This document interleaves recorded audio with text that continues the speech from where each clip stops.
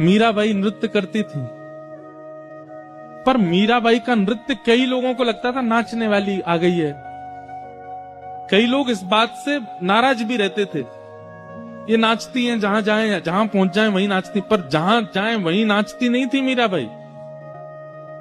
ठाकुर जी का रूप देख करके मीराबाई की स्थिति जब अपने आपे से बाहर हो जाती थी, जब अपने वश में उनका तन नहीं रहता था, तो नृत्य होता था उनसे। एक बार मीराबाई नृत्य कर रही थी, सब लोग दूर दूर हो गए थोड़े। कुछ लोगों को तो प्रेम समझ में आता था मीराबाई का, पर कुछ लोगों को नहीं आता था, दूर दूर हो गए। ये देखो जहां चाहती मैं नाचने लग जाती, ऐसा बोलने लगे लोग।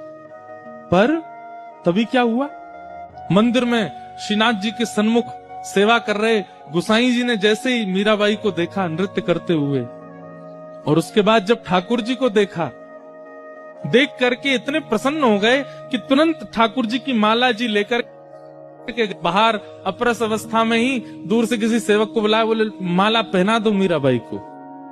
ठाकुर जी की गले की माला उतार के पहना दी मीराबाई को। अब ये दृश्य देख करके वहां खड़े लोग सब सोचने लगे, इतने बड़े बड़े महर्षि आते हैं, इतने बड़े बड़े जापक आते हैं, इतने बड़े बड़े भक्त आते हैं, उनको तो माला पहनाते नहीं, ये नाचने वाली आ गई, उसको देखो कैसे माला पहना दिया।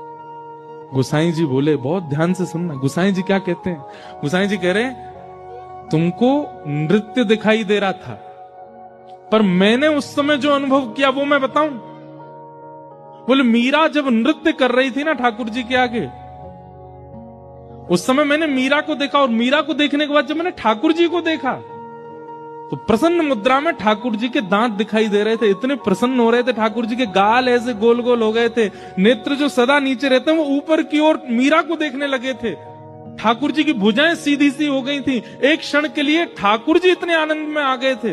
इसका मतलब है कि मीरा नृत्य नहीं करती है, मीरा नाचती नहीं है, मीरा को ठाकुर नचाता है। वो अपनी तन की स्थिति से जब परे हो जाती है तब नृत्य प्रकट होता है।